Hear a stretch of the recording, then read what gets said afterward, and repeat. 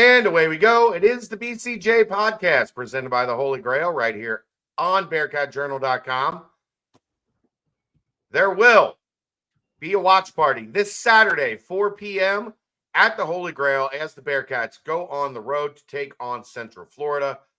Come down and join the Bearcat Journal team. I will unfortunately be on the road for volleyball. There will be a stand-in in my place. We will get to that in a moment. But watch party. Come down, check out the Bearcats taking on Orlando Technical Institute of Hospitality in Orlando at the Howard Johnson, the Hojo Center. I think that's what it's called. Get yourself some great food, some great drinks, and remember, Cincy Light. Every Cincy Light you buy at the Holy Grail, an extra 50 cents will be donated directly to the Cincy Reigns organization that supports NIL, name, image, and likeness for the University of Cincinnati. So get down, support those that not only support us, but support the program as well. All right, let's get to it. It's a Wednesday night. Time to rock and roll. We've had a lot of great guests on this show of late. We usually call them special guests. I think this time it's just a guest. Dave Simone and Keegan Nickerson, the Brain Trust here at BearcatJournal.com. We haven't heard from Keegan in a while. He usually is busy on Wednesday nights. I forgot it's Valentine's Day when I asked him to be on because I don't care right now that it's Valentine's Day. I don't like this holiday. I never liked it to begin with. Now I like it even less. So as you can see, Keegan is in his girlfriend's bedroom for Valentine's Day. These are my pink curtains. Those are your pink curtains? Yeah. Are they fancy? Yes, very fancy. Are they blackout pink curtains? Like, does the light get through there? No? No. I like where your brain's at. But Dave Simone and I joined tonight by Keegan Nickerson. We have a lot to get to, so let's get moving. Dave, how are you this evening? Great. How's your Valentine's Day going? It's not a thing for me. You've been together too long now. It's over. I mean, yeah, we have our annual trip to one of Jeff Ruby's fine establishments on Saturday, so that will be our Valentine's Day, whatever you want to call it. Yeah. We went to see Kelly's Nurses today, and we got there right after somebody died. Oh, that's... They were, I mean, it's like, I hate this day. I couldn't even imagine. He was 87 and he was taking pills and like asphyxiated, and that was it. Yeah. So now that I've set the tone for a very let's rock and roll, baby. Let's talk about some basketball. Whatever Dave said, it's not as bad as that. It says coming up, it's not as bad as that. Keegan, how's it? Is she mad at you for doing this? No. Okay. Is she mad at me for asking you to do this? No. I walked in to a florist today at 2 p.m. No, you didn't, man. No, I said, "Can I get a bouquet of roses?" And the lady went, "No." I'm surprised she didn't throw a vase at you. Are you kidding me?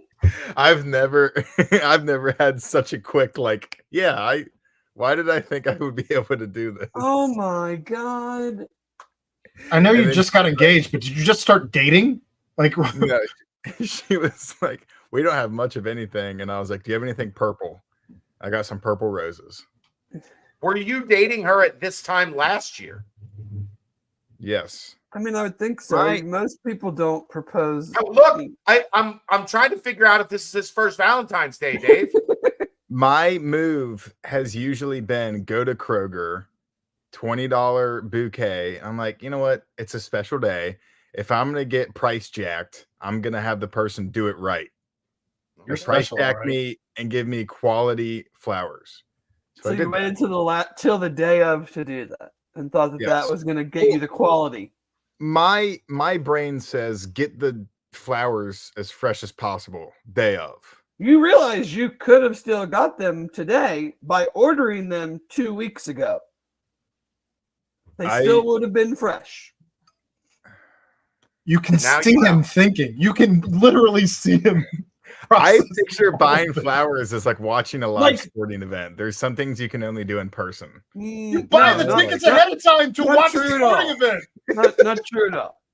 You can call your florist. You can find them with the google.com, or you can walk in 2 weeks ago and go, I'd like some flowers ready to be picked up on Valentine's Day. And they would have said, absolutely, sir. What would you like?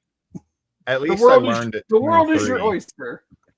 I learned we it will have them 23. ready for you on Valentine's Day, and they will not be from 2 weeks ago. Okay. We're helping. Oh. We're trying to help. And this is I know. relationship advice with Yeah, Chad this and is Dave. talking Valentine's Day with Chad, Dave, and Keegan. At least I learned at 23. Okay. And now my son will know one day. You're going to have all daughters. It's going to be great. Yeah, I'm terrified. So I guess we've stalled long enough. Let's get moving. Dave, you want to talk football, the transfer press conferences, or No, not really. Okay. Not to start. Baseball starts Friday, Friday. I think baseball Cool. starts Friday. Excited? You want to talk some baseball? Not really.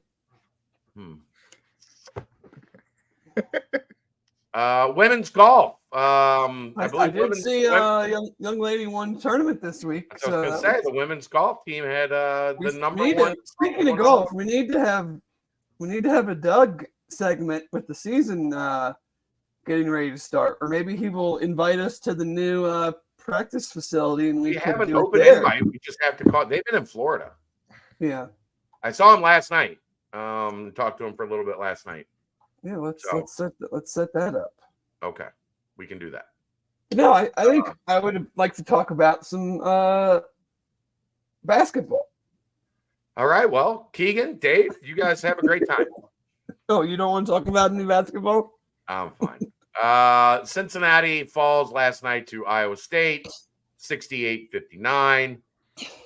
Ultimately, they have two top 10 teams into Fifth Third Arena. They lose both games by a grand total of 14 points.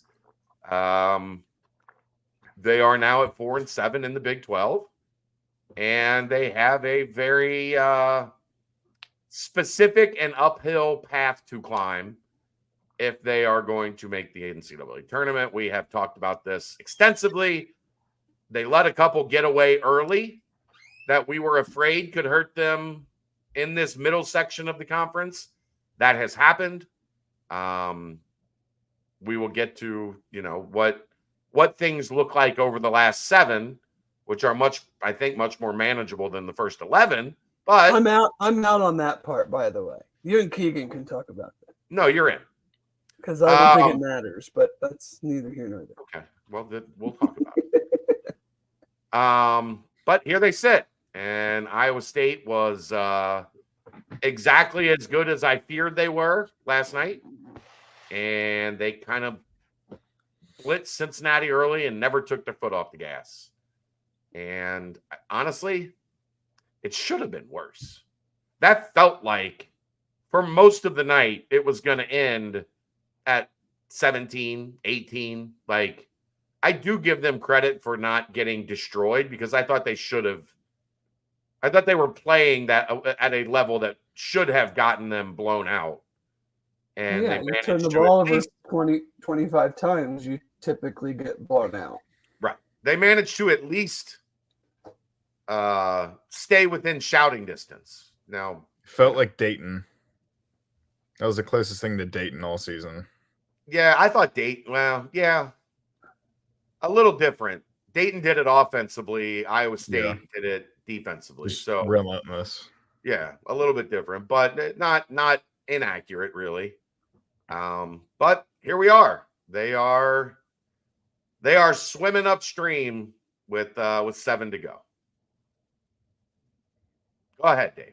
No doubt about that. I guess, and you and I talked about this a little earlier, so I did a little fact checking. And the thing that annoys me personally the most about these last two games is going into the game, we knew kind of how these teams were successful. We knew they both play really good defense. We knew Houston is a great rebounding team, and we knew Iowa State forces a lot of turnovers. And so it's frustrating for me that those were the two things, and UC being a good rebounding team too, it adds to that frustration in the Houston part of it. Yeah. Is that you knew how the bread is buttered, so to speak, and then that is essentially the two things that got you beat. And, my frustration is that, like, Houston in all Big 12 games hadn't gotten near 13, I guess. What they ended up with 17 offensive rebounds. Yeah, Is that right, Keegan? Total. I mean, they're averaging 11.4 offensive rebounds in conference play. Iowa State is forcing 14.9 turnovers in conference play. They have some crazy outlier. 20 TCU had 26. Oklahoma State had 19. Wherever I pulled it from, it's probably not accurate, but for all intents and purposes, I'm looking at Iowa State's site. 27 for TCU, 20 for Oklahoma State, 20 for Baylor. 29 for Prairie View.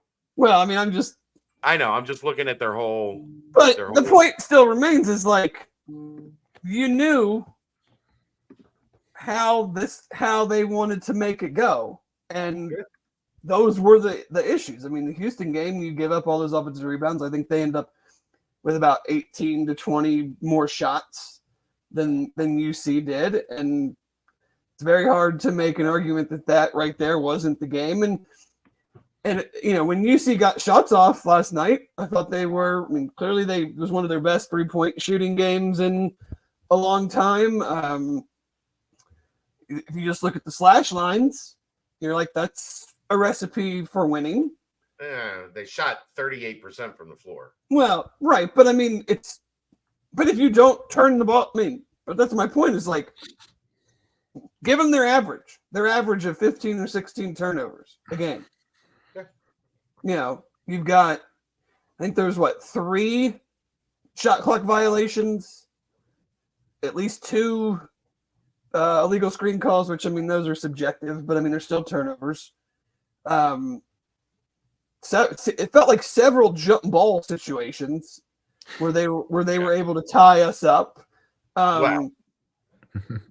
Again, but hey, it counts. We wouldn't complain about it if it was reversed. No, I would still complain about it. Like last night, I even said I thought Jizzle got away with a full elbow lock shove 4 times. Yeah, I'm not when I complain about the officiating, I complain about the officiating, not that it cost UC a game or whatever. The jump balls were a little fucking right, but you are in the minority. I know. I don't talk about it at all because I feel like if you play, sure, there are going to be calls that are ridiculous. We've seen plenty of them all the time. But if you take care of it's the old adage, and I know it's coach speak, it's play better than the officials. I don't really agree necessarily with that line, but it's like, you take care of your business, then some of those calls actually don't matter at all. Sure. Some of them are just awful calls, and right. I'm going to talk about it. So the question becomes, I know we've played the schedule game and the math game and everything, but we now have 24 data points, 11 in conference, where I'm just kind of left to go, does any of that really matter? Because this team is just far too inconsistent for me to believe that they're going to do something to put them in a position to make the tournament that they haven't shown that they're capable of doing. I mean, I think to a point that is fair. I also think, Dave, you have to acknowledge they played 11 games in the Big 12. 9 of them have been ranked teams. 4 of them have been teams that many consider elite or, top 15 level teams in the sport. That's why I'm interested in this final stretch so much. If the final stretch looked a lot like the beginning 11, I would be 100% on your side. So we don't know what it's going to look like because it hasn't happened yet. I know that. I didn't say I was guaranteeing it. I'm saying I'm interested to see what this final stretch looks like because they have played even or almost even with pretty much everybody in the conference. Like last night was really the first time it felt like Iowa State just played significantly better. I don't disagree with any of that. I don't know, man. Like, is it going to UCF where they have been very successful at home? Do we feel like with I don't know the status. The 2 players that they didn't have when they played us, I'm going to assume they're going to play. I know CJ Walker is back. I've actually talked to some people that think they are not as good as they were at Cincinnati with CJ Walker on the floor. Well, because he can't score. Right. Either way, I mean, he's a good defensive presence. He's an athletic guy. But so, I mean, do we think based off of how we've played and we're just going to we're going to go down there and turn things around there? I'm just kind of left being like, I gotta see way more consistency. And you just can't have these. They go from one extreme to the other in so many facets of the game. Either it's awful defense, like it was Dayton Xavier, then it got actually really damn good. And then the offense was terrible. Or yesterday it was an insane amount of turnovers. Or the offense plays good, but you do something it's just there's so many inconsistencies that it's very hard to look at it and go, yeah, they are playing air quotes, and not just air quotes, but statistically easier teams. But what can I hang my hat on that in these final 7 they're going to do enough to put themselves in the conversation heading into conference tournament week? Keegan? I think you can hang your hat on their ability to rebound and defend. And I think that in large part, that has been able to mask some deficiencies that have been within the team throughout basically the entire season. So they've been in games despite not being able to score or shoot. They've been in games despite Victor Lawkins struggling the past 4 or 5 games. They've been in games despite despite players being out for long periods of time. Aziz Bendago, CJ Frederick. It just got to a point where the deficiencies started to pile up more to where it wasn't going to mask it and you weren't really going to have a chance. And I think one thing that the fan base has taken for granted has been the pretty quality guard play that they've gotten out of Jizzle James and Day Thomas. From the BYU game to last night, Day Thomas hadn't had a game where he turned the ball over more than 3 times until the Iowa State game. And Jizzle James in that same stretch only turned it over 6 times. So I think their ability to facilitate the offense in a way that it gives scorers decent looks. Who are those? What did you say? Scorers? Who are those guys? I hadn't talked to you about basketball. I didn't know you were this pessimistic. It's not. Believe me, I am not pessimistic. But you say score. Like I agree with you about the guards.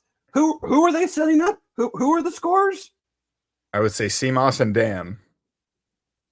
And John. Giving them Okay. John. Yeah. John can shoot it. John can get hot. I like John's ability to score at all three levels. I think that's something that's underrated about him. I don't disagree. I'm like, all the defense and rebounding is great if you can't put the ball in the basket. We have a hard time putting the ball in the basket. Or else we wouldn't be in this situation. I mean, Chad and I have talked about, up until recently, we talked about the 3-point shooting and how all it needs to be is just okay. Not even good.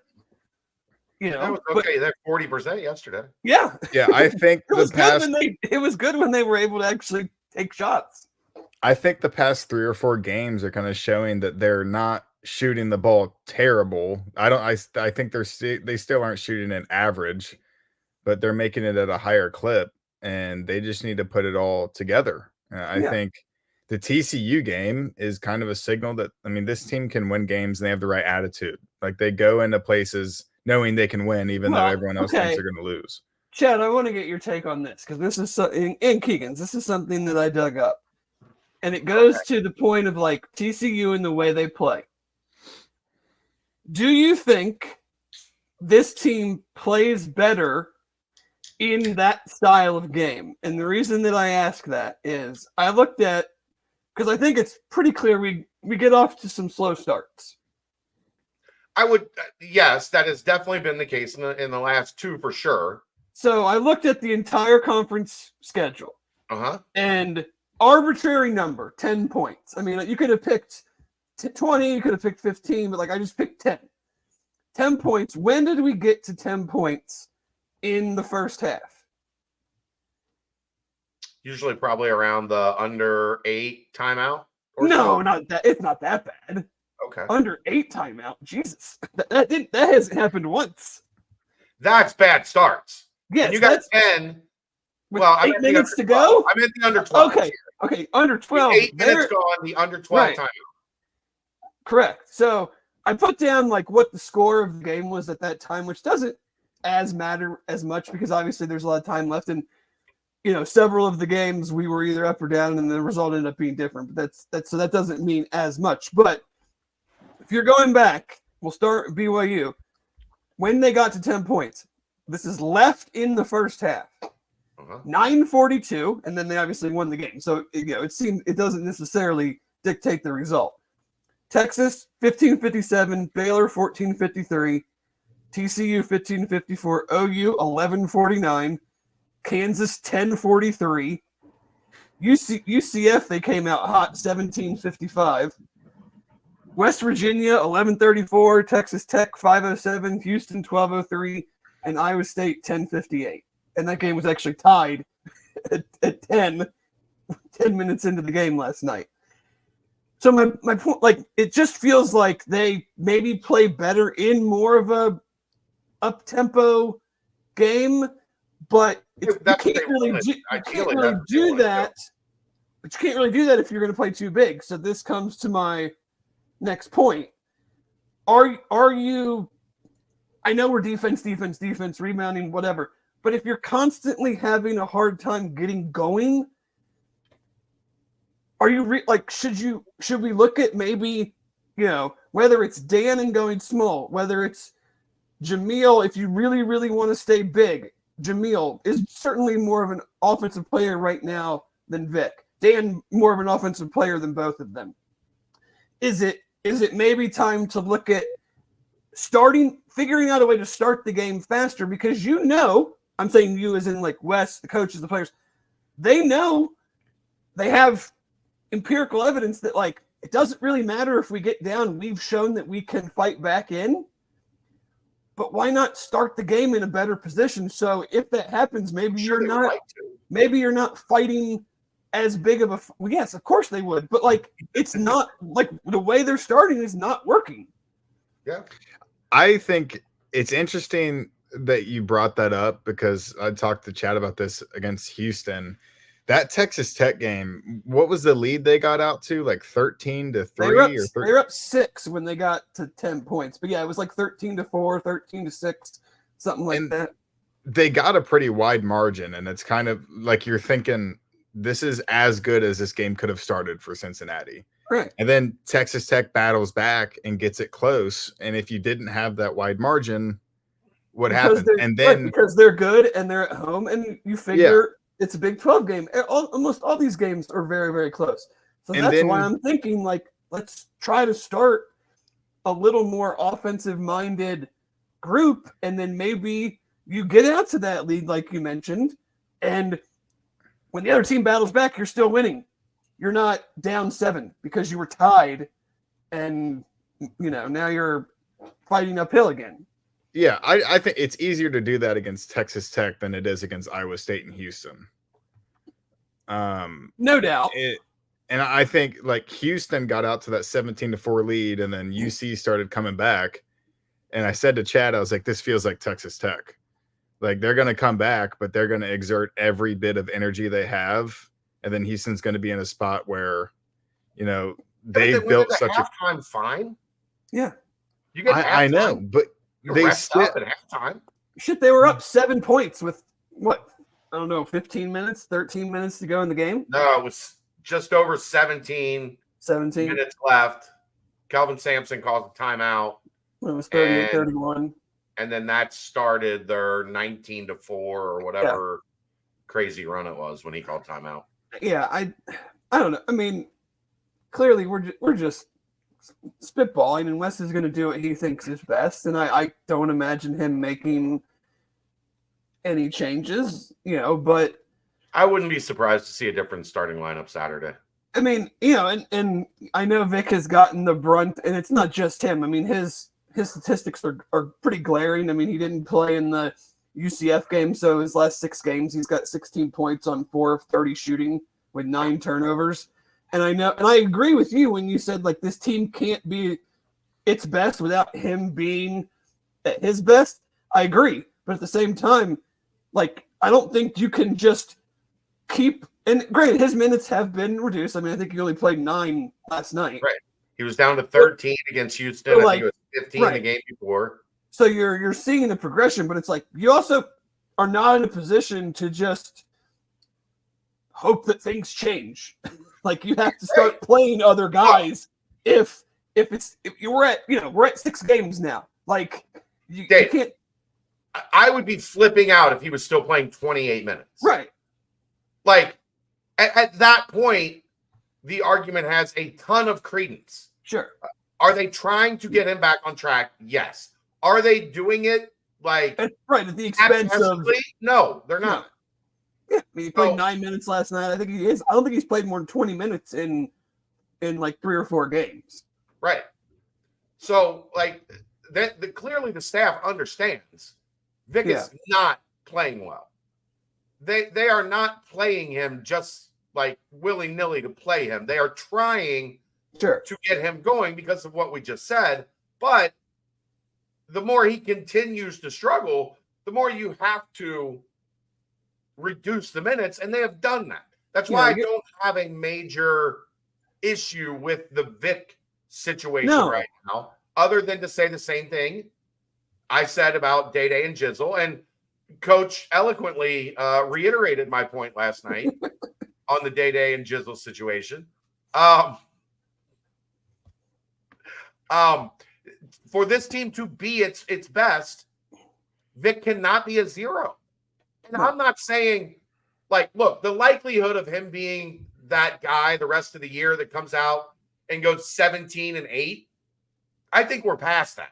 Yeah, there's something whether it just whatever it is prolonged thing with when he wasn't feeling good or whatever it is, like he just doesn't. I mean, it's just it's obvious watching. Right. Like it's not like a dude that is just like a shooter that is just he's got a month long and he just can't make one. And we've all seen shooters go through that stuff. Like it does not feel that way to me at all. Like you said, like he's going to show up on Saturday and come off the bench and get a quick 5 and end up with like 15-8.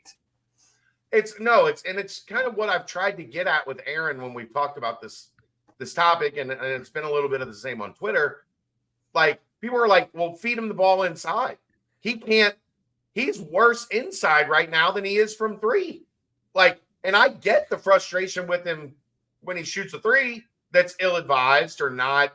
You know, I've talked about he has to take certain ones. If the offense creates a wide open kick out rhythm three for him from the wing or from the top, like it's a shot he's got to shoot. But like shoot. contested Right. catch, like somebody in his airspace, that's right now, no. Like that can't be it. But they can't throw the ball to him. I mean, I pointed out twice yesterday, Keegan, early in the game, that they tried to at least get him some action, either high post or like mid post. And he can't even catch the ball and get to like half a move, much less get the ball on the rim. He hasn't made a three since TCU. Yeah. And it was a Crazy big part one. in back-to-back games, he made big threes down the stretch of games. Yeah. And then he hasn't hit one since. Yeah, I don't know, man. I think I just keep looking at it and I go, if you leaned a little more offense to start, are we really just like going to fall off the end of the earth defensively? I just feel like this team is a good defensive team. Like, the pieces fit. They have quality guys on every level. I think Jizzle's becoming a much better on-ball defender. He struggled last night, boy. Well, he's also Lipsy might be the best point guard in the conference. Lipsy's really good. Lipsy ate him up. Okay, Like but don't you him. think he's still much better than he was 2 months ago? Yes. Yes. Sure. So, sure, you That's- go up against the top 3-point guard in the country as a freshman. I'm not going to be surprised if you have a rough game.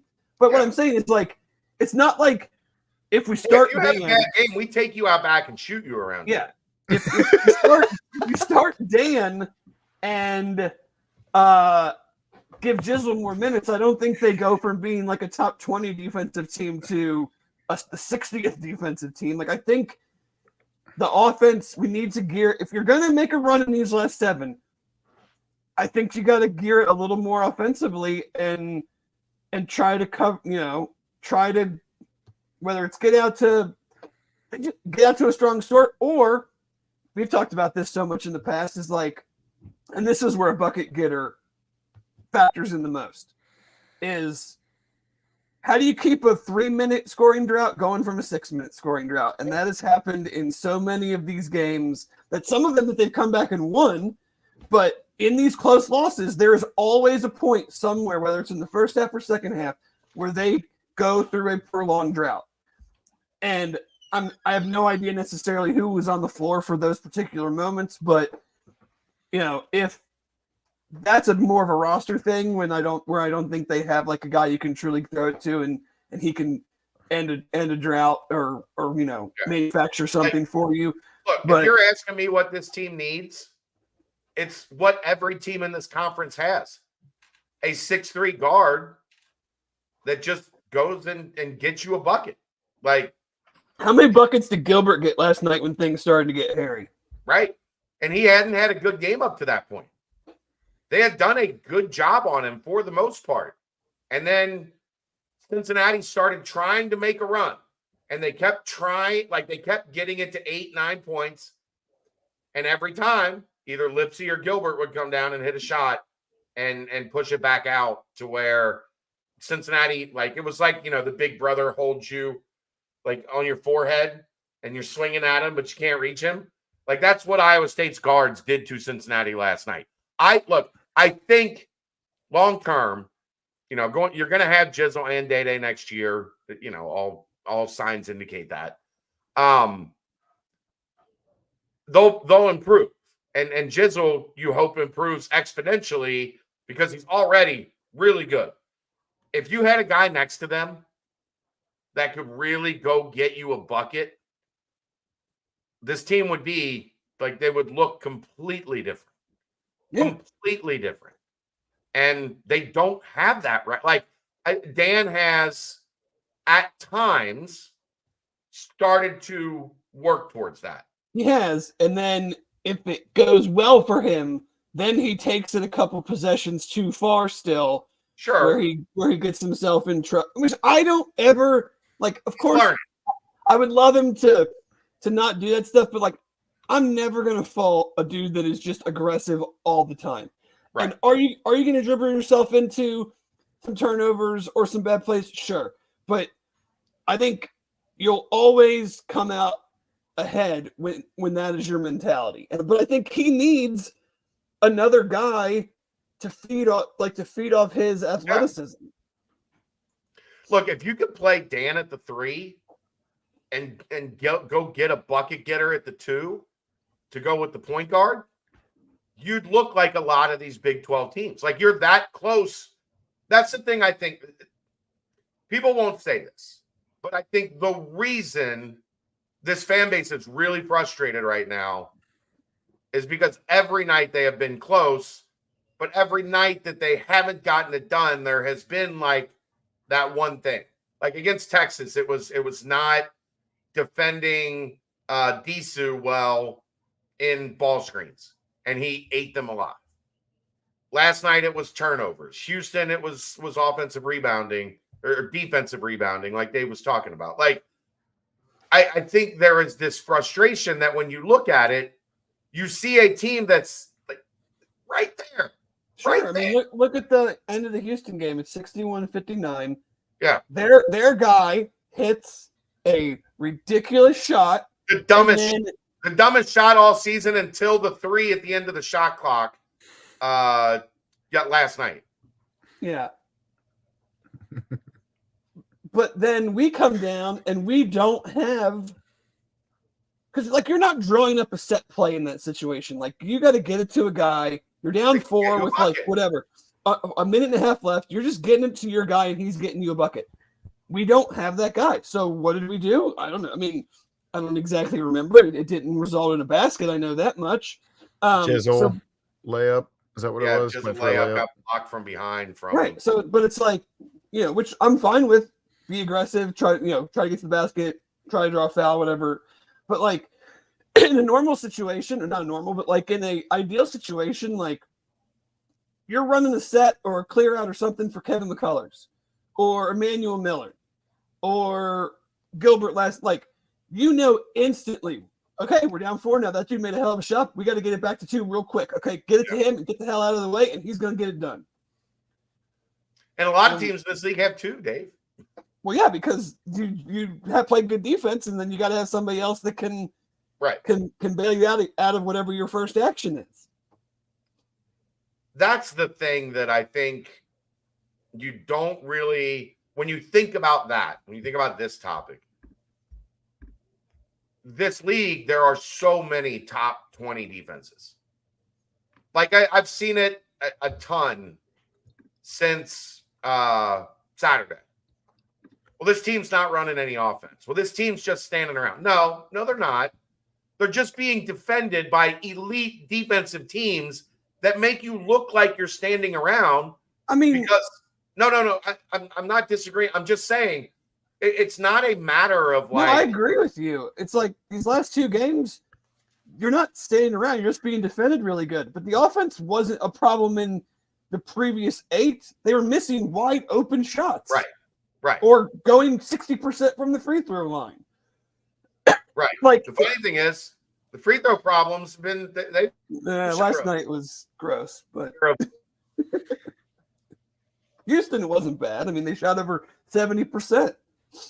I think they're 100%, 77%, and 70% the last 3 games. They shot 70% from the line last night. And that's with Jamil and Aziz getting a lot. Yeah, that's what I was going to say. They missed a ton last night. I didn't think they had been making them at a high clip though. So they were 12 of 17 from the line, Dave, 70.6%. Yeah. 5 of 5 in the second half helped that out. The first half they struck, but I mean, it's like, we thought, and look, I know people don't want to hear this.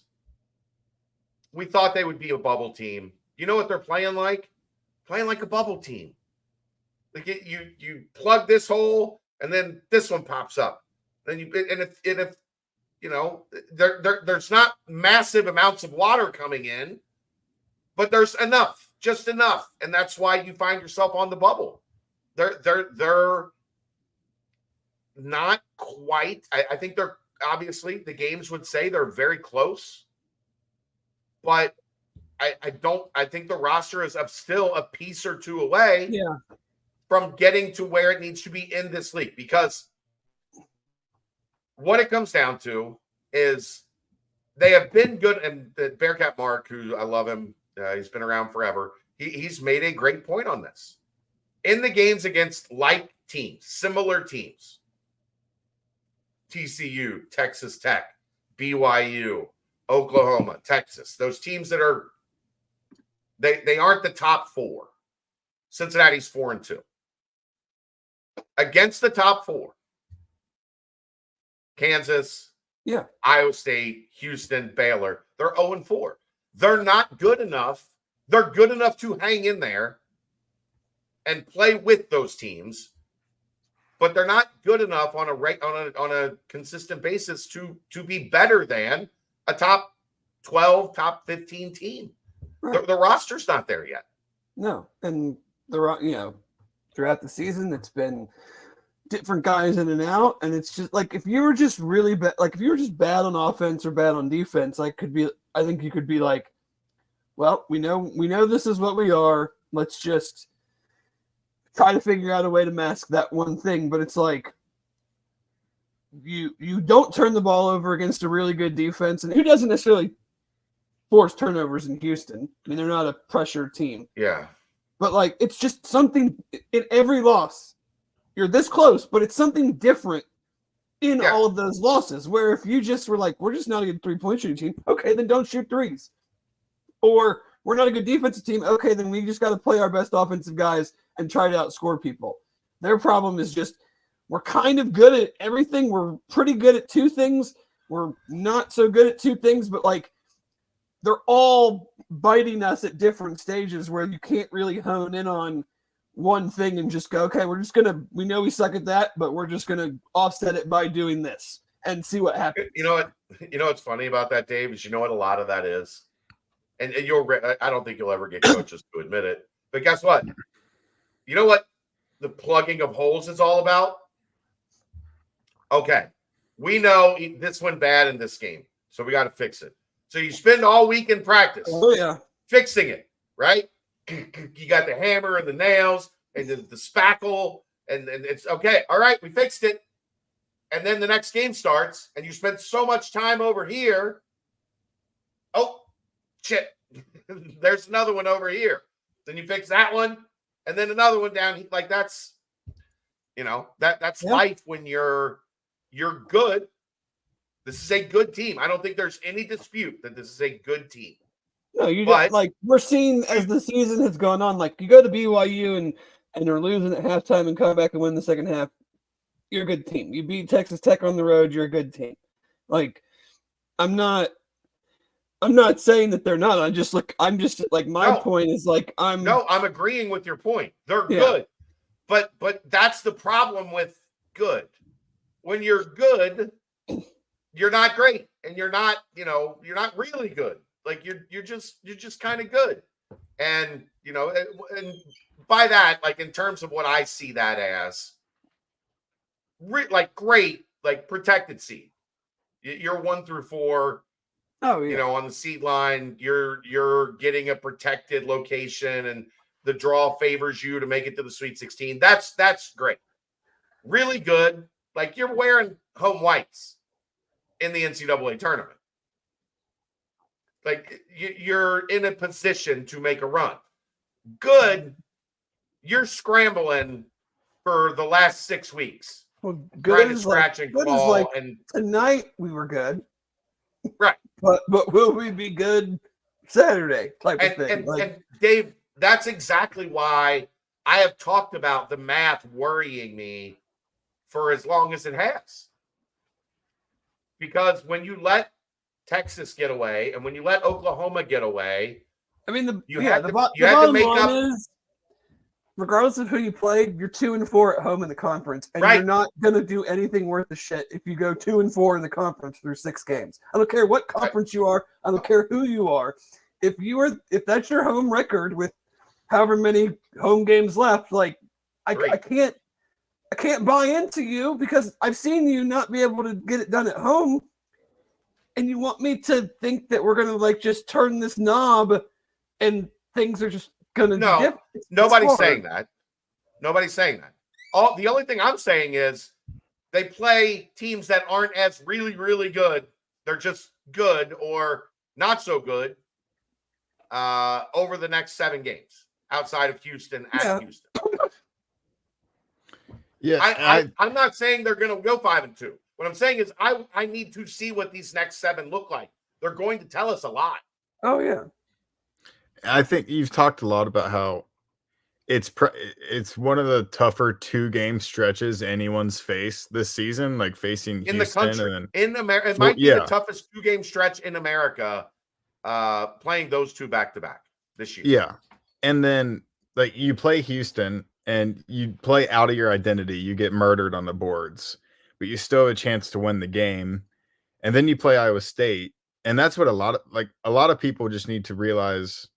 They played like crap. Teams are going to play like crap sometimes. That's a reality of college basketball. Cincinnati does not play like crap night in and night out.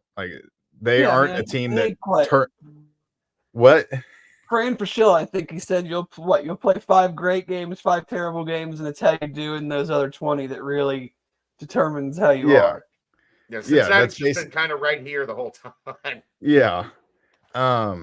So, I mean, this isn't a team that turns it over 20 times every game. It's not their identity.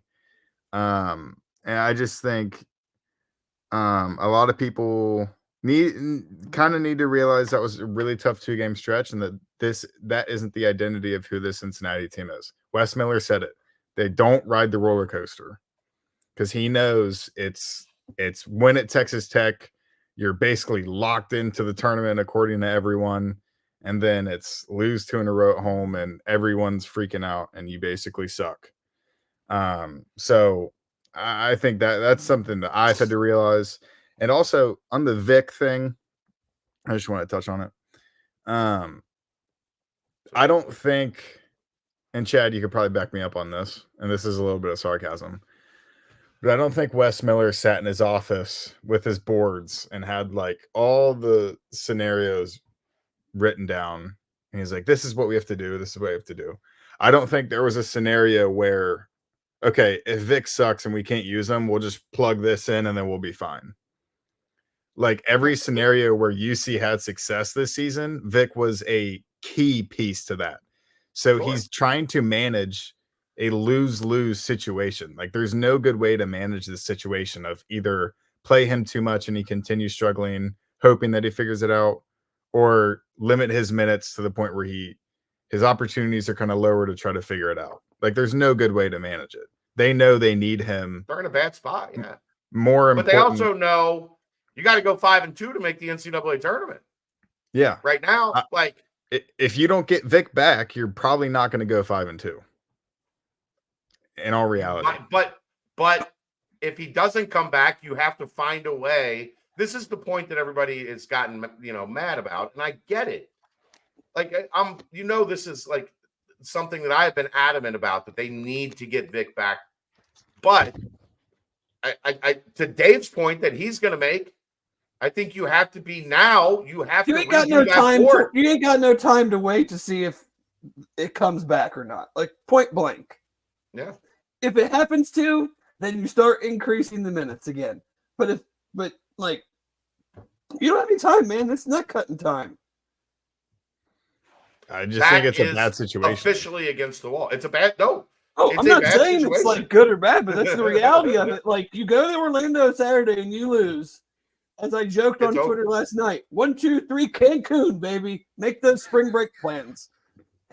Outside of a 4-game or whatever it ends up being winning streak in Kansas City, you're just not No, here's the Dave. If they finish in the bottom 4, well, yeah, bottom 4, then it's 5 games.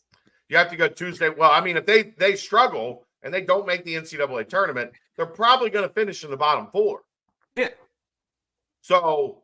Well, I mean, they could. I'm sure there's some math where they go 4-3, and they're they're 10th. Yeah, I mean, who knows? I mean, that's what we joke. I mean, tiebreakers, like, have fun with whoever has to deal with all that Right. at the end of the year. But that's my point. Is like, if you don't win Saturday, then so you're kind of like, yeah, it would be great if he was able to figure it out and contribute. But like, it's probably an oversimplification, but you got a 1-game season. So you'd got rather 7 of them coming. gamble. You'd rather gamble without Vic than gamble with Vic. Not without him, but like, if I'm on like the 10-minute side, are you saying you're like 20 minutes plus? No, I'm not saying I'm 20 minutes plus, but what you're saying is sounding like you basically don't play him. I'm Like certainly not starting him, and I'm playing him like when I need to. Okay. Because he's shown me, for whatever the reason is, it could be of no fault of his own, no fault of anyone. But he's shown me over the last 6 games that it's a diminishing return. And I have to win this game Saturday. Am I going to play someone? This isn't just him, like coaching in general. Like, how many minutes am I going to give to someone in a game that I feel like I really, really, really need to win? I mean, a 1-game season is truly an oversimplification, but like, I have to win this game. I have to start building momentum. We cannot lose 3 games in a row. We have to win this game. How much trust? How many minutes am I going to give to a person that for the last 6 games has produced on a lower level each time out on the floor? I think it'll be interesting to see how many minutes he gives Vic, because it's been a steady like decline, 13 to 9. Does he just go with like 5? Does he do the first segment and you don't figure it out and then you don't get another chance? I mean, I wouldn't go that route, because I think that is like it's a throwaway. Like a purely throwaway, pure confidence killer. Like, hey, buddy, you better come out swinging or you're not playing the rest of the game. Like, no, I think he needs to not start, but be a person in the rotation, in the sense of like, okay, Aziz needs a break.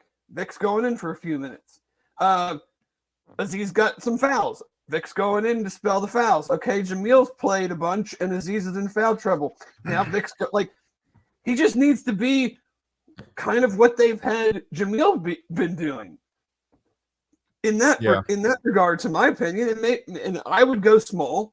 I would go more offense. So I mean, that means Dan is getting more minutes. So you're not going 2 bigs as much, and maybe that reduces his minutes as well. But like, at this point, man, I don't think anybody's going to get pissed off if we go on some winning streak now and make the tournament because a guy that wasn't producing's minutes have been lowered and other guys have stepped up. Yeah. Like, if he gets mad about that, so be it. But if I'm Wes Miller, I go, dude, like, have some self-reflection. Like, you weren't exactly a key cog in us winning games over the last month. I got to play the guys that I think can get us going, that have been playing at a higher level. I mean, Dan had a double-double and no turnovers last night. If he doesn't start and play 30 minutes from here on out, I'm not sure what we're trying to do. Yeah. I think Vic, it's kind of comparable to the CJ Frederick situation where Wes said after the game, like, he got 3 minutes in large part because this was the most difficult game like you could possibly come back to after missing a month. And the peak of the discourse about Vic struggling happened before the Houston game. And then he sucked against Houston, the toughest team to play against. And then he was also bad against Iowa State, the 3rd toughest team to play against. Yeah. So it was just the worst possible time for that to come to a head. It's a and hard then it doesn't deal get much easier Saturday. So it's a hard deal when you play in the best conference and you're not playing well. There's not exactly a get right game on the schedule, but at this stage in the season, that's to me, that's out the window. Yeah. I mean, it's unfortunate, but it's reality at this point.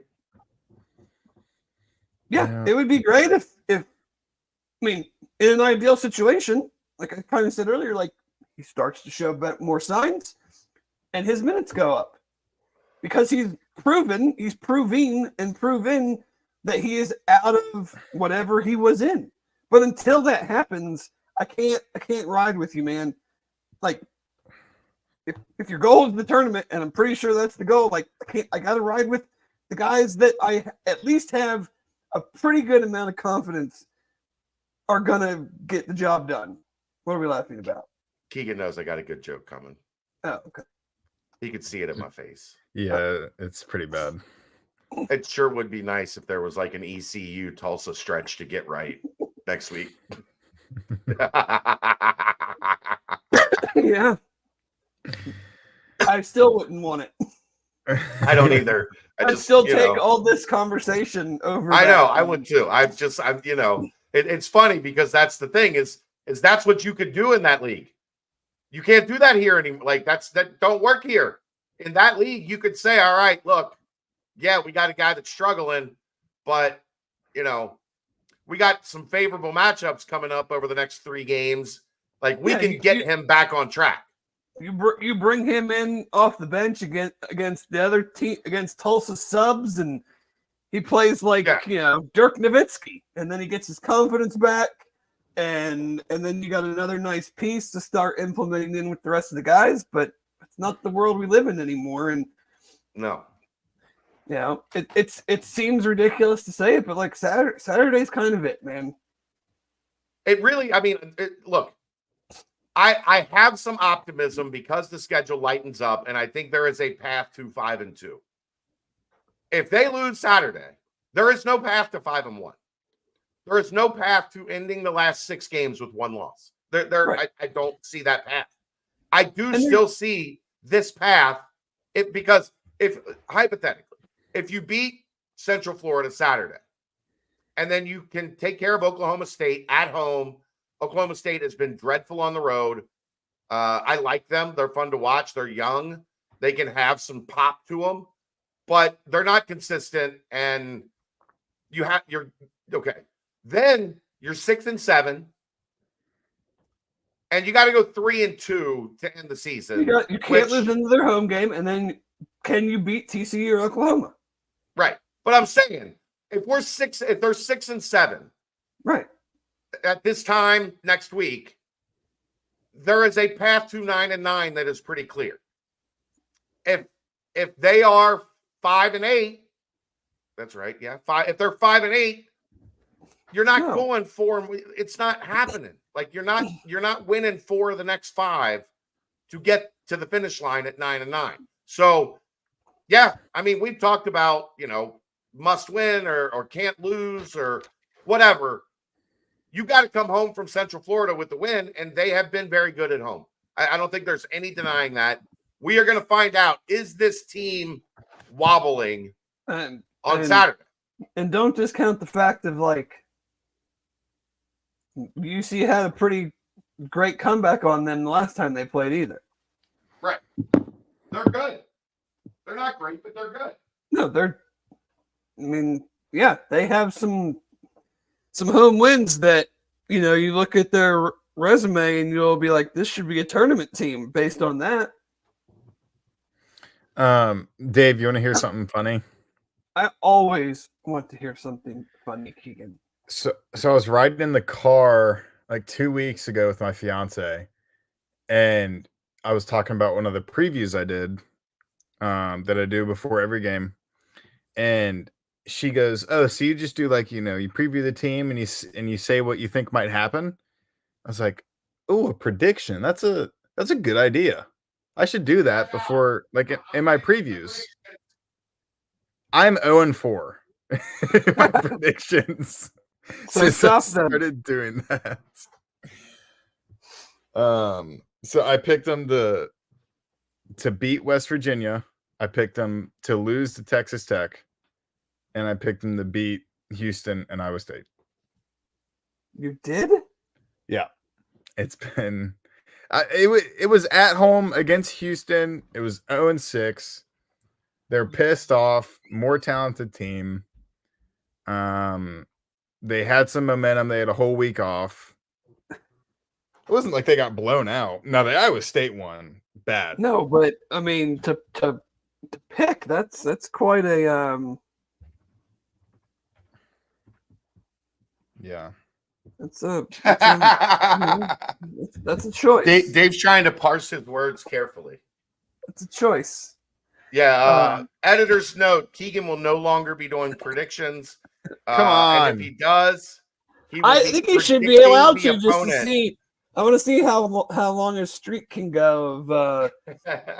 Well, and here's the other problem from the Houston game was we and I mentioned how Will had been on quite a streak of picking whoever the team that we all wanted to win, to be the contrarian, thinking it was funny, and then his team losing. Well, guess who he was rooting for on Saturday? Cincinnati. Yeah. And last night, he's now a Bearcats fan, and they're 0-2. So Get your house in order, Dave. it's his fault. He was rooting against the boys to the other side of the city tonight. So I think he came out all right there. All right. When you root for that, we all win. Yeah, but yeah, I mean it's when you're a bubble team, you get to a point in the season where like there's a game where you're just like kind of have to win this one, or the rest of it just doesn't really. Not that it doesn't matter, but it just doesn't. It's you over. You are what you are at this point, and they're Right. a team that hasn't won 2 games in a row since beating Evansville and BYU. So if you don't win Saturday and you have a 3-game losing streak, what's the morale? What's the psyche? What's the all those things like doesn't bode well. No, I mean, look, you have played a lot of really good teams really tough, and you've lost more often than you've won. You are now in a position where most nights the rest of the way, you're either going to be even or the better team. Win. Look, I cannot sit here and pretend to be surprised that they're 0-4 against Houston, Iowa State, Baylor, and Kansas. I'm not going to be surprised at that. But now it's time. I said this on Twitter earlier, and Dave quote tweeted like we were going to fight. No, I didn't. But we feel so much different if they're 5-6 right now. So much different if they're 5-6 right now. That's why I continue going back to the Texas and the Oklahoma games that they had at home, and you had a win right there for the taking, and they didn't get either. And we said it at the time. We're still saying it. It made the math very difficult because it was unlikely that you were going to beat Houston. And once we figured out how good Iowa State was, it was unlikely that you were going to beat them at home. And even one of those 2 wins earlier in the season, and we're having a different conversation right now. But that's this league. That's the pressure that this league puts on you. And it's also, Dave, it's why you can't enter the season as we're going to be a bubble team. You have to enter the season. We have a better team than that. And we're playing for a protected seed, or we're playing for that like 5-6 line. Because if you're playing for the 10, 11, 12 line, it's going to be this. What do we say about bubble teams every year? They're not good. Like they're not. They all have double-digit losses. They've all lost to a team or 2 that they shouldn't have lost. They all have flaws. They all have things that that you look at and say, if they would have just done this, or if they would have just done that, we're Cincinnati fans. We're Cincinnati site. So we're looking at the close losses and saying, if there was 1 or 2 that went the other way, this whole conversation would be flipped. But they did not get Texas or Oklahoma. They did not sneak one of Houston or Iowa State. And now we're about to find out what they look like with truly, for the first time in the Wes Miller era, truly with your backs against the wall. We have not seen that to this point. They were not anywhere near the bubble last year. That, like, I don't even know, because of the way the conference schedule was, if they could have played themselves up to the bubble. So there was no real pressure last year. There was definitely no pressure in year one because they were bad. So now let's see what it looks like.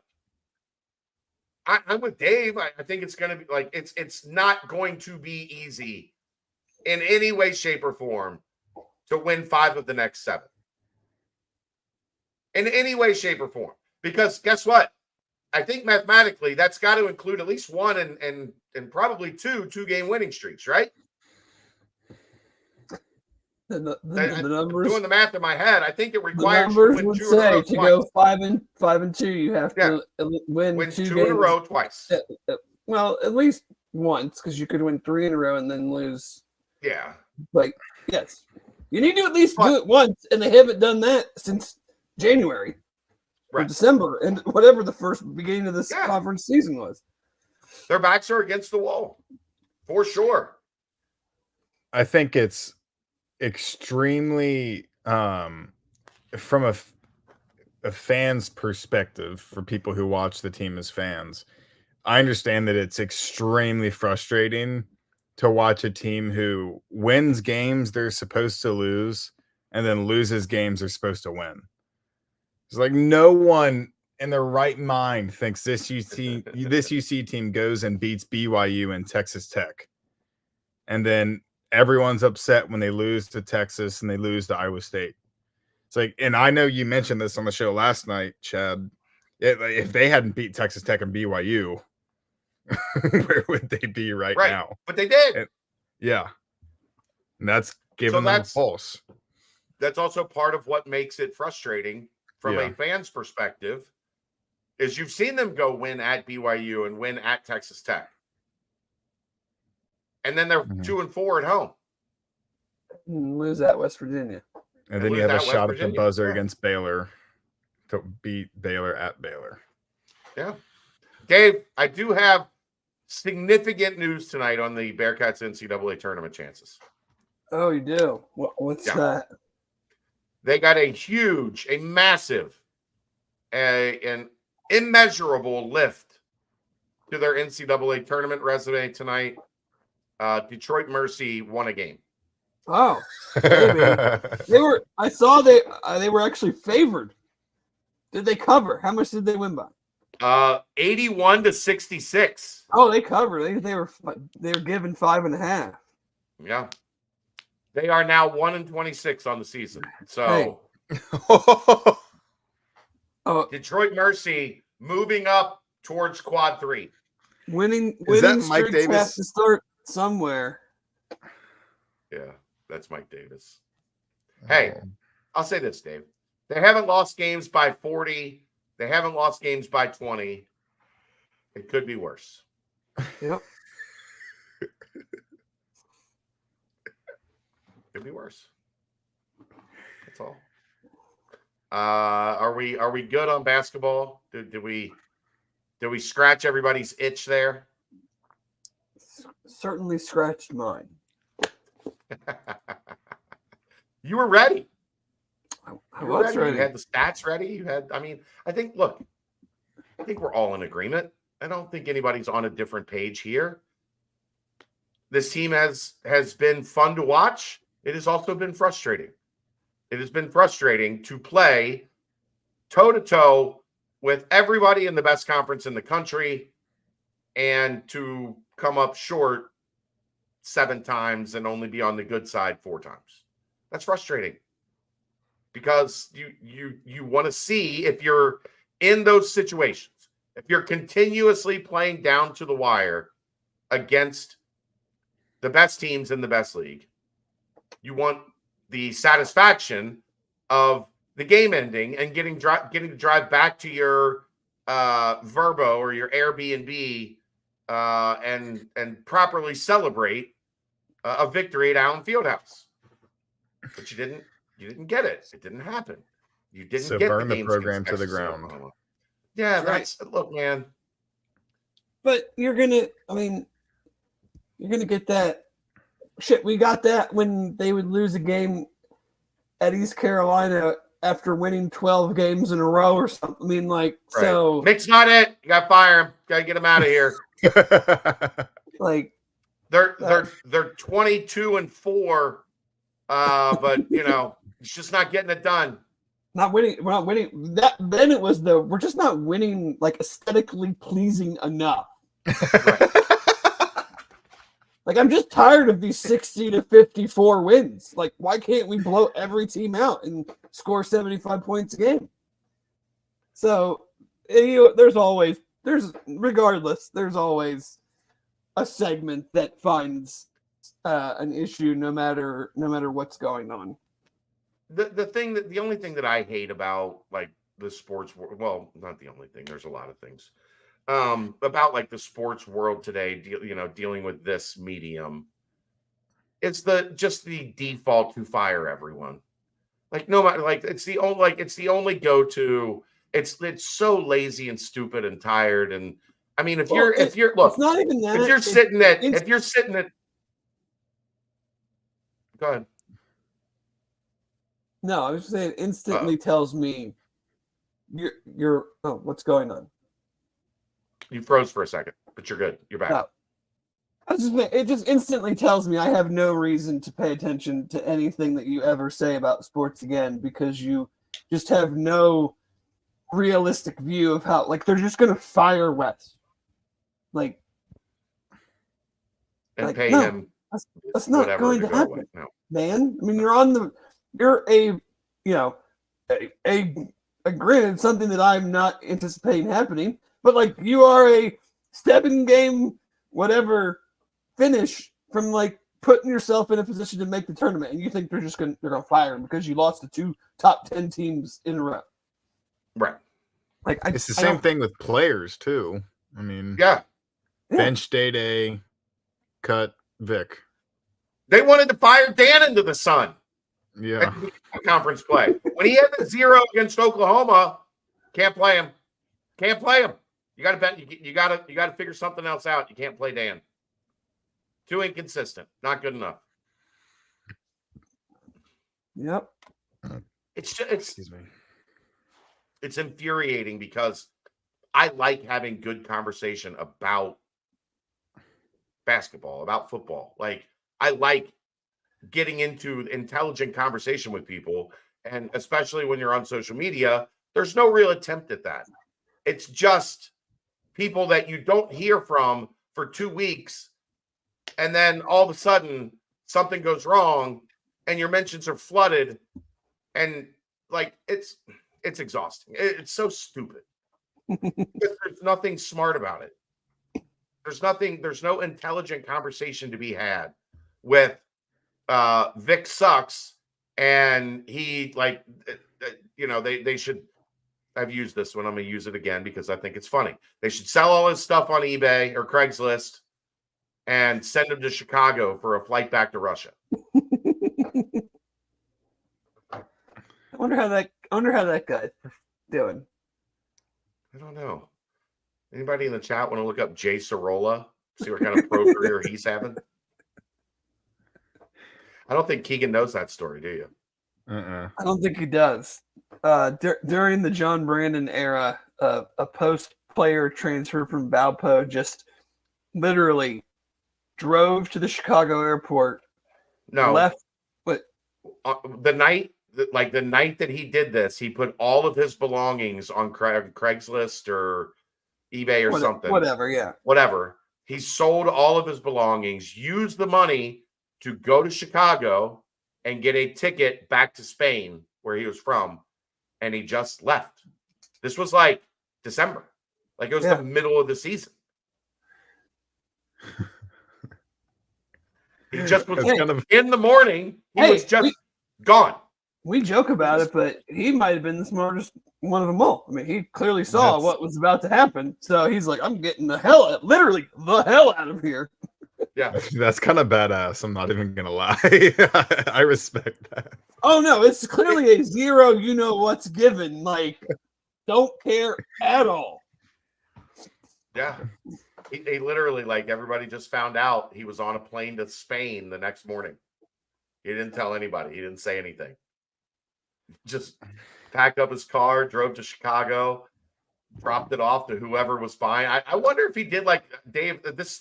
We need to get Jay Sorolla on the pod one night to discuss.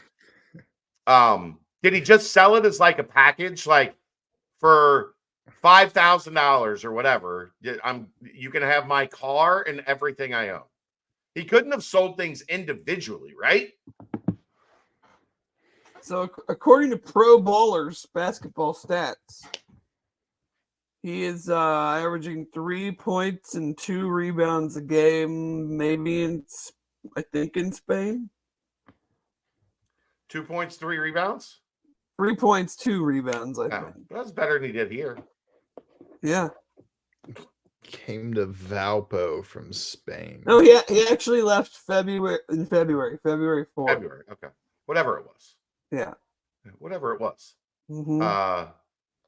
Yeah, he just but you would have to think that's how he did it, right, Keegan? Like, meet me in Chicago with $4,000 and you can have all my shit.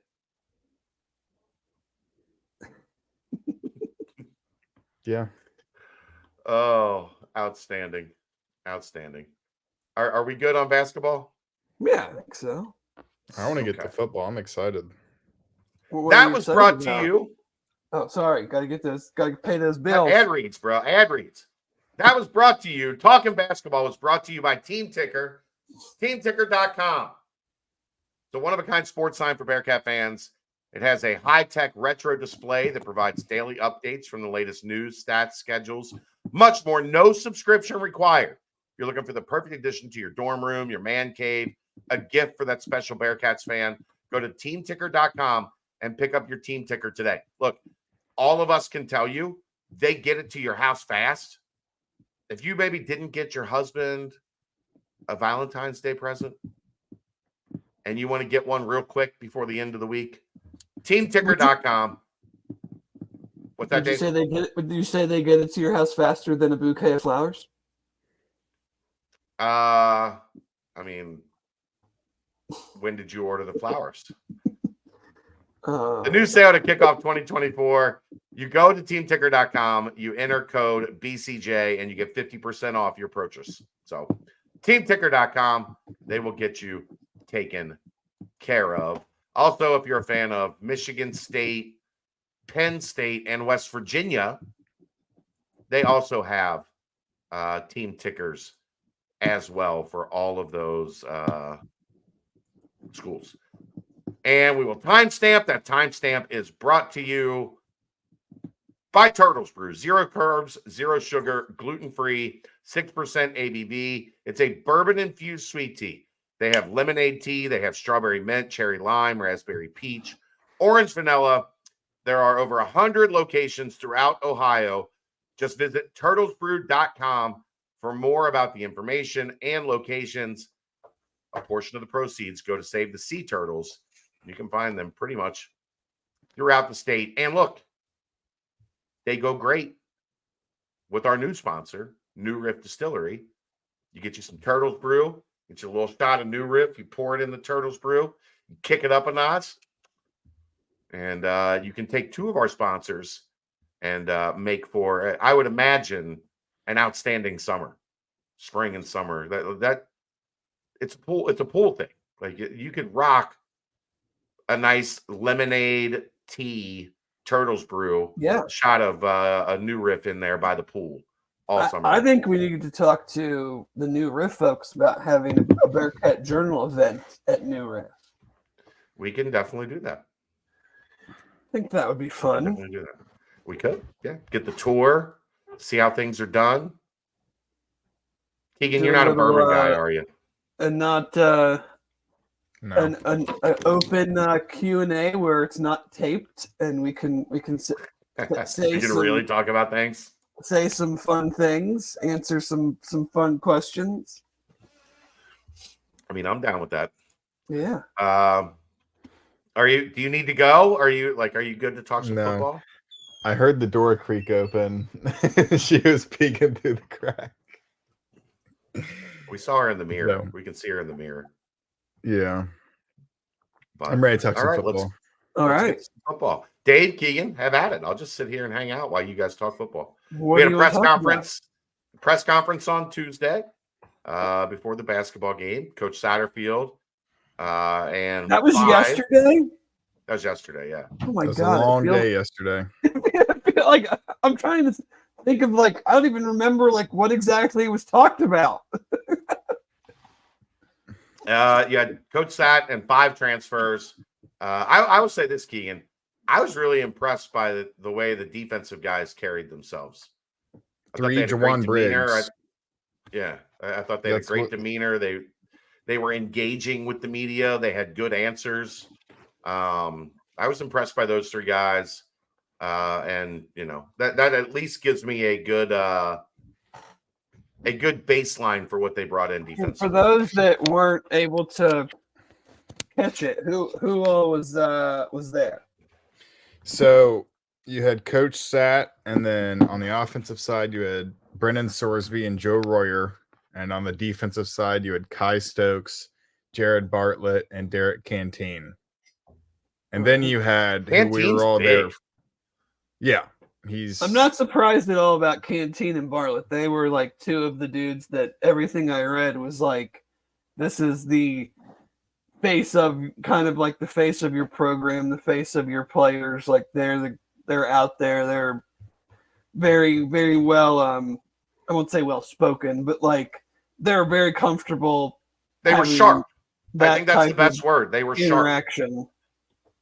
Yeah. And then who we were all there for, Jordan Bishel, right after. Clearly. He had a hilarious joke right when he sat down.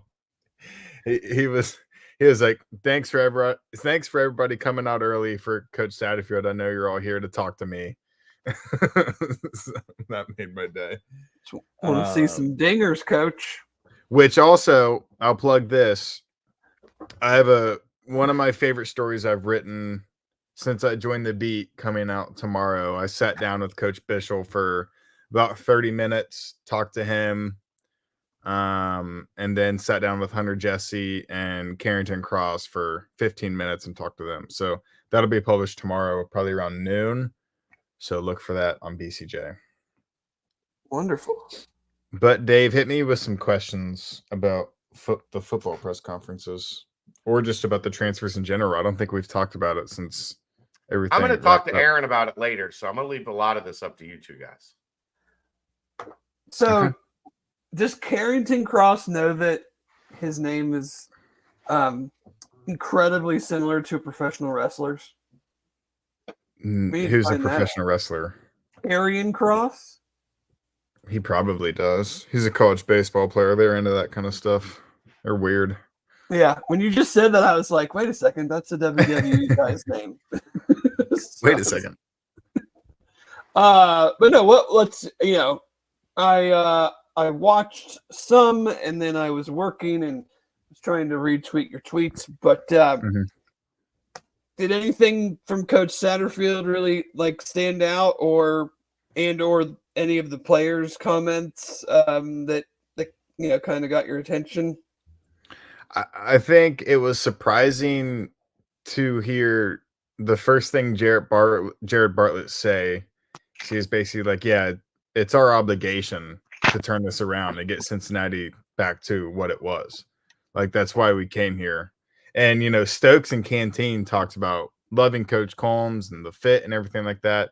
It genuinely seems like Bartlett came here because he's inspired by the opportunity to take Cincinnati from 3-9 back to a competitive team who can compete in the Big 12. And I think it's interesting. I feel like a lot of people slap the grad transfer label on him and are kind of underestimating the impact he can have on this defense. I think he's going to be a super good player who's done nothing but prove that he can have an impact at the Power 5 level.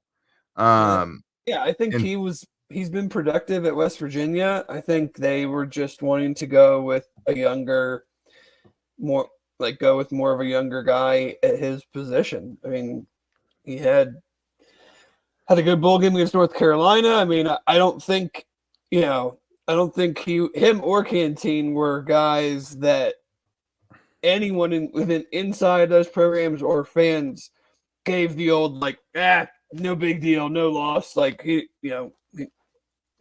can replace that easily type thing. Yeah.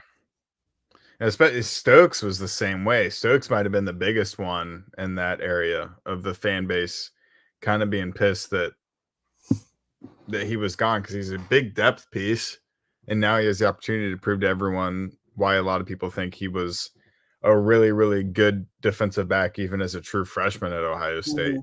One of the better on the roster. And then Coach Sat talked about Jaquan Sanks moving a lot better than he expected so far in workouts. The defensive back room is going to have a ton of competition come this spring, which everyone knew, but he seemed kind of exhilarated about that. Canteen and Stokes are excited about that. I liked Satterfield's comment of, the good thing is it can't get much worse. So there's a lot of room for growth in terms of the defensive backfield. And I think they kind of hit a home run in terms of replacing guys who left, but also, as Chad talked about all last season, getting Big 12 quality depth of the guys behind them that can compete. And it's not group of 5 quality depth to where you're getting burned consistently against Big 12 talent. Yeah, I think it'll be tough with so many new pieces, especially defensively. And Sat kind of mentioned it clearly when you have your running back, you have your whole starting offensive line, you have a decent number of your wide receivers. Like there's just more set on offense going into the spring than defensively. I think the thing I'm most looking forward to seeing is just defensively where the overall athleticism sits, because with all of those new pieces and a new system, I'm not sure like how much true X's and O's, like verified type of information you're going to truly be able to get in 15 spring practices and whatever they call the spring game. But I think you'll be able to tell standing there as we get to do in the spring game. Like I think you'll be able to tell, are these guys bigger? Are they faster? Are they covering more ground than they either were last year, or guys that are either no longer here or not playing that they were able to do? So like that, I think that's kind of the biggest thing that I'm looking forward to. Yeah, and Chad can chime in on this, but I don't want to. Makes two of us. It's a procedural question. They talked about with Vite about how they hadn't decided a scheme, but then Coach Satterfield said, and with this new scheme. So was that his roundabout way of saying they're going to do the 3-3-5? Yes. Okay. He said it twice. He slipped up twice. Okay. That was one of them. That's what I figured. I figured that's what it would be the whole time. He just hadn't really said anything. Also, I think it's similar to what I said, Keegan. He was talking to me. Hold on, Dave. Hold on. I think it's similar to what we said when the hire happened, in that if I had to guess, the first snap of spring ball will be 3 safety 3-3-5. And then we go from there. Like once they figure out what they've got, like that's where this is at. Yeah. They brought in a guy to be defensive coordinator who runs this specific defense. They're not going to go, so like, what do you want to run? And he's just like, I'm not sure. Let's figure it out. Well, that's basically what he said at his presser. He's like, that's what he said, but let's be real. Yeah, I have to look up and down the roster and see what talent I have. Yeah, that'd be like an air raid. You hire an air raid guy, and he's like, guys, I've ran this air raid thing forever, but I've been tinkering with this triple option thing. What are your guys' thoughts of doing this? No, they're gonna run what the guy's been running for successfully at Iowa State for almost a decade. Yeah. Yeah. Actually, I'm going back to the 4-3 that we ran that didn't work in this league, and we had to switch to the 3 high safety 3-3-5. Instead, we're going back to the 4-3 that we had to scrap because it got us killed. Yeah. No. That's the stock answer when you haven't really watched any of your personnel to know whether they can play the key positions that you need them to play, but like coaches run what they run. Well, Yeah. I will like at least Marcus, like, and there is an evolution, but that evolution Sure. doesn't happen when you take a job. That evolution happens when you realize you have like 5 draftable players and the best corner in the country. That's when the evolution happens. They're like, we can evolve now that we know we have a lot of awesome dudes. Also, they got smoked by UCF. They were like, we have to come up with something different. This is the something different. Yeah. Okay, great. And it worked, and they stuck with it. Sure. Yeah. But they're going to be in a 3-safety 3-3-5 early and often. And we'll see if it has to change. Like, that's the only reason it will change, right, Dave? If it has to change.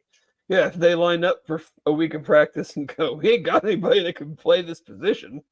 Right.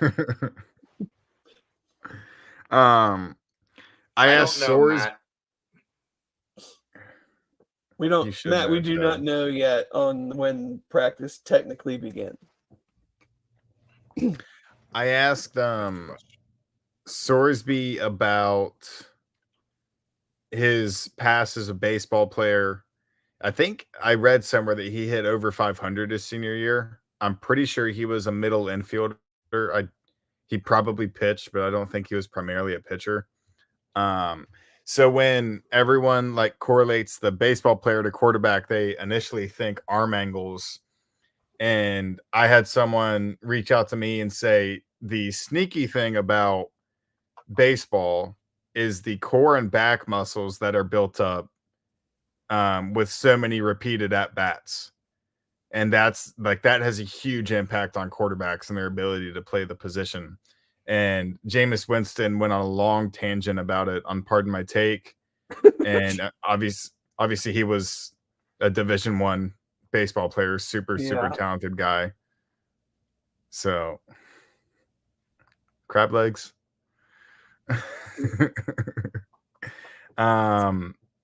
So Sorsby was he was good to talk to. He talked about his time in Indiana, how it helped him grow. And did you ask him if he still LEO'd? Do you still do your LEO? Okay, is that LEO prayer? Is just part of you till the day you die, or do you not LEO once you leave Bloomington? Can you take the LEO out of the kid? Right. Or is the kid always in the LEO? You can take the LEO out of the kid, but you can't take the LEO out. Yeah. Yeah. I mean, do you think Penn State? I mean, Penn State was we are. I mean, they have been forever. They now LEO? No. There ain't no way. No. I will say on the start of spring ball, typically, what has happened in the past is it starts the week before spring break because you have that acclimation period where you can't wear pads and like whatever. They get that done before the week leading into spring break. Then they have spring break. And then like you actually get to like the full go of spring practice. If that was the case, spring break starts March 11th. So it would be something like the 4th. Somewhere in that general vicinity, it'll be the first week of March, which, holy crap, is like 2.5 weeks away. Correct. Like we're literally 2.5, 3 weeks from spring ball. It's crazy. I know. Combine's in 2 weeks, then free agency. Like football is the Super Bowl is Sunday, and professional football is basically restarting in 2 weeks. Yeah. Dave, I have to do radio. I guess Rapine was going to do radio from the combine on the 27th. Yeah, that's Tuesday. But Zach Taylor and Duke Tobin will be speaking from 3 to 6 that day. Yeah. So James can't do it. So I'm in. So are you going to come on that day and draft preview, combine preview for Bengals fans? Would you like me to? This is an official invite. Then sure. Why don't you go to the combine, Chad? Most people be like, "Who is this guy you're having on that has never been on to talk about the draft that works for?" And you know what I'll tell them? When Dan Horde's looking for draft advice, he goes to Dave Simone. I got some pretty ballsy takes already for the draft this year. Who's the Keegan, best quarterback? No lie. Drake May. Okay. Keegan, no lie. I think it was a spring game, or it was a practice that was at Nippert.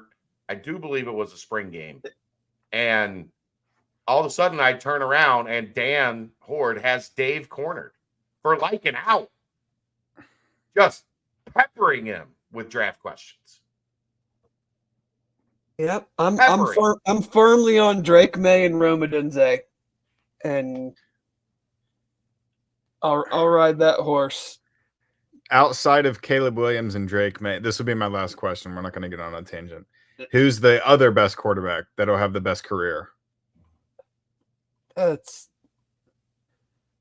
Quarterback is so about who Bo don't. Nix.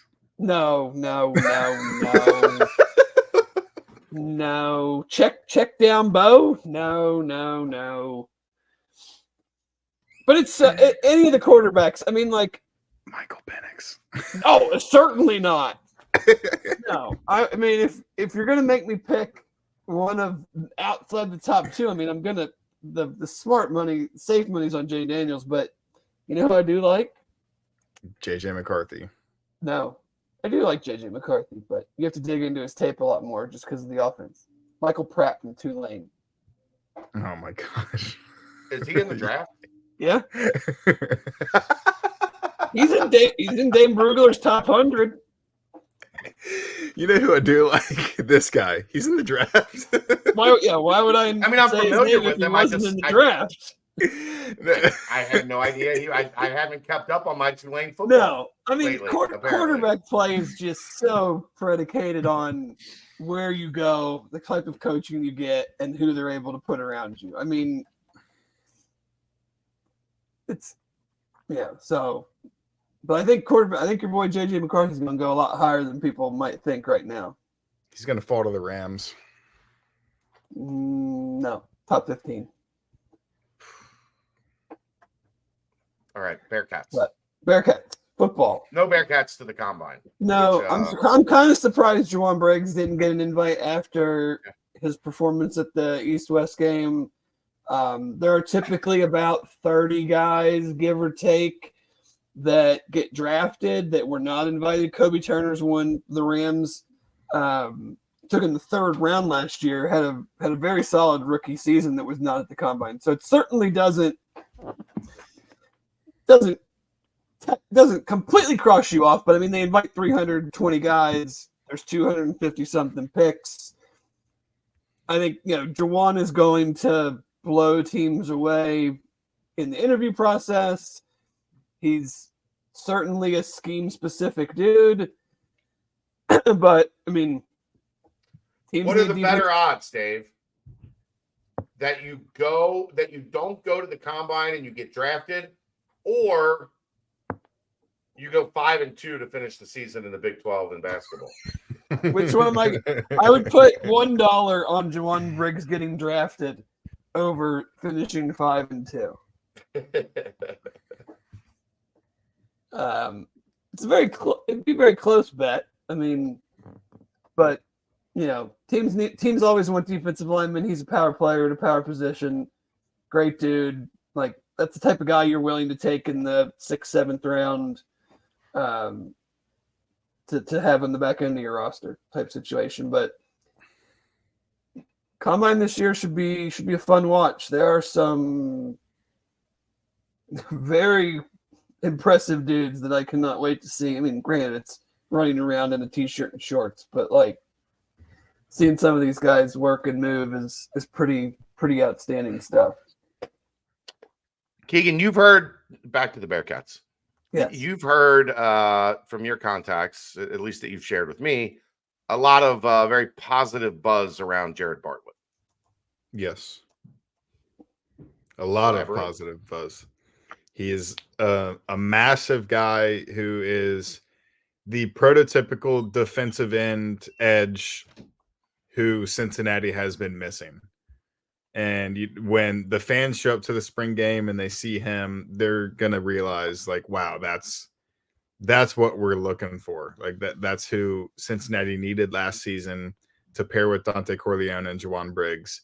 And now they have two of them, and Jared Bartlett and Micah Coleman. They would have had three if George Gums would have stayed, but you don't know if you get Bartlett if Gums stays, because that was that's a different situation. But yeah, just a really, really high character dude who I'm told has already taken kind of a leadership role in terms of practice so far and the workouts that Nico's putting him through. I think he's the most experienced Power 5 player on the roster. I think Chad, me and you talked about it. Xavier Henderson is probably up there with him. Other than that, don't think there's much. Derek Canteen started at Georgia Southern, but he's got two. Right. He's got some. Josh Minkins has played a lot of football. I don't know if he's a fifth year. Is he a fifth year? Maybe just 4, but I know he's played a lot. But yeah, I mean, he's definitely up there. I mean, what can you take from like 2 13-minute videos? I'm not sure, but it certainly seems like the stuff they're putting out for our consumption. Like, I don't know. I'd love to have a protein shake with Nico and pick his brain on what his vibes are this offseason compared to last. If it's too early to tell, or if you can instantly see a different level. And I think bringing in guys like Bartlett, like Canteen, and I'm sure there's more, but I mean, they're the ones that I kind of know the most about in that regard.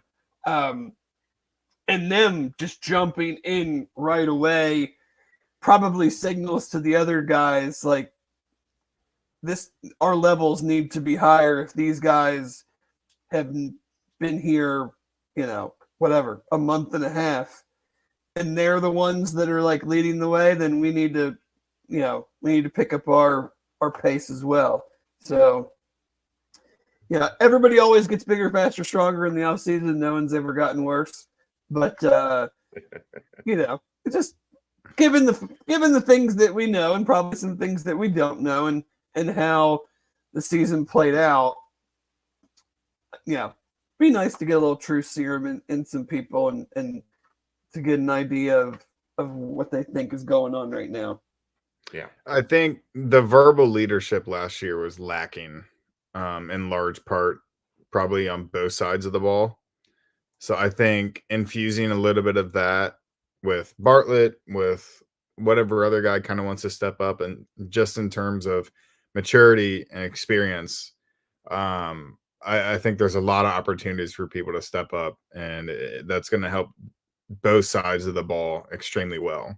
Just holding each other accountable instead of it having to come from a coaching staff to a kind of split roster on who wants to be here and who doesn't. No doubt. I mean, I think you just had a recipe for that type of thing. I mean, you just had a new staff, a new league, a lot of turnover. Like the guys coming back from the previous year, those guys were still the contributors were all still, for the most part, all still pretty young. They had never really been put in those situations. I mean, it's real simple when for 4 or 5 years, I mean, really 5 years, you have a Desmond Ridder and a Kobe Bryant. Like, you don't really have to go mining for leaders when you have 5 years of those guys. And so the catch-22 of that is it doesn't really give you the opportunity to grow the next crop when you have such dominant guys in place for 5 years. And then then they leave and there's no one really ready to take over that spot. Yeah. All right. You guys got anything else? No, are the Vols winning? I don't know. I was looking at. I checked in on UConn and DePaul. That's going about as expected. Up 5.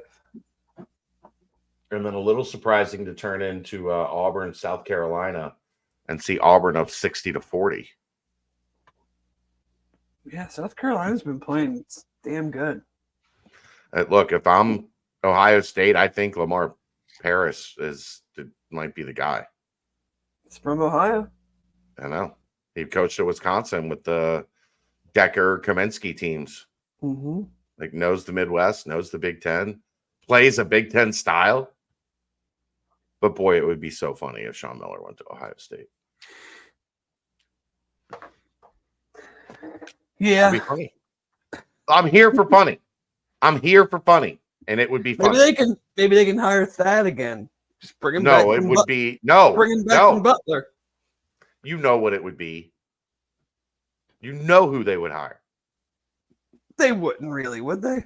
They would. I think they just did. Yeah, in an even worse situation. That's true. Just did. It would be funny though that their fans would then go back to liking Jeff Goodman. Right. I whatever. I don't care. Like, it's Ohio State. Yeah, like, whatever. Yeah. Whatever. I am pretty surprised that they have been as bad as they've been the last 2 years. I look, man, I would have bet a considerable sum of money that Chris Holtman was a smashing success there. They haven't won a road game in over a year. I know. It's crazy. Like any road game. Not just Big Ten, like any road game. Well, here's what I think crushed him, Dave. There has not been any elite talent in Ohio for 3 years. Yeah. It's just not been a good couple of cycles. There's been good players, but there hasn't been like the guys that have, Jared Sullinger and Aaron Kraft and the guys that have like really elevated Ohio State. We have not seen any of those guys. And they tried to go young last year and then doubled down by trying to go young again on top of that this year. Like back-to-back freshman classes were the base of the program. It don't work anymore. Yeah. I'm with you though. I mean, he's been there 7 years, which seems like it hasn't been there near that long, but I'm pretty surprised, especially over the last 2 years, just how bad they've been. Look, I get a bump in the road, but man, I thought he was, and look, he's going to go somewhere else and is going to be really good. Like, he is a good coach. He did not forget how to coach. Probably just going to have to go somewhere that embraces NIL a little bit more than they do in Columbus for the basketball program. All that money is, they spend that NIL money on something else up the road. Yeah. All right, Keegan, thank you. And tell your lovely fiance we appreciate her letting us borrow you for a couple hours tonight. She's appreciative. Thank you. Dave, good show. We didn't even argue. We didn't yell at each other even once. No. We're on the same page. Should I go to the Holy Grail Saturday and maybe reverse jinx what's been going on? If they lose, boy. If you go to the Grail and they lose, then I'm just gonna go to Ruby's and have a great dinner. And not gonna matter to me. Then I'm gonna shank you the next time I see you. I'll pick UC to lose in my prediction, so you can go to the Grail and have fun, and it'll be my fault. Keegan, what's been the downfall of Indiana? The dump of an arena or terrible uniforms? Whoa. Wow. Whoa. We don't disrespect Assembly Hall in here. No, none of that. It just happened. Like Anderson coming in hot. Casey, you have two first names. At the end of the show, just coming in, laying it down. You mean Mike Woodson's not working? The downfall of IU and I'll give Chad credit on this, is that Mike Woodson isn't the greatest coach in the world, and he had some top tier talent that a lot of people thought, oh, well, he doesn't have to coach his offense revolving around a center now, so he'll be able to do whatever he wants. And I was one of those people. I thought he was going to be fine. I thought he was going to be better without Trace Jackson Davis. And it is proven that Trace Jackson Davis is very good, and then partnering him with Janet Hutchefino was also very good. So that was the dude. I liked him a lot. He was. I don't think I'll ever understand how fortunate I was to cover a team with both of them on it. It was insane. His 38 points, that big run they made in the tournament was incredible with both those guys. His 38 points at Mackey was unreal. So, I like this because I don't even have to say any of it. I just get to sit here. The question's going to be, though, in a month, am I going to pick the 16 seed to beat Purdue again? Because I did it last year. I think they'll probably get dumped by an 8-9 this year. I don't know, Raising man. the bar for Purdue. Yeah. Fraudulent. Yeah. I still wouldn't have minded having Trey Kaufman here, but it's neither here nor there. Yes. All right. That's going to wrap it up. Thanks to everybody for tuning in. Thanks to our sponsors. Thanks to Keegan. Thanks to Keegan's beautiful fiance. Thanks to Dave. Your wife doesn't care, so I'm not going to thank her. Oh, not in the least. It's never listened and never will. Rest easy to the guy on the 14th floor of Good Sam today. We'll see you next time. That's the BCJ podcast, brought to you by the Holy Grail, right here on BearcatJournal.com.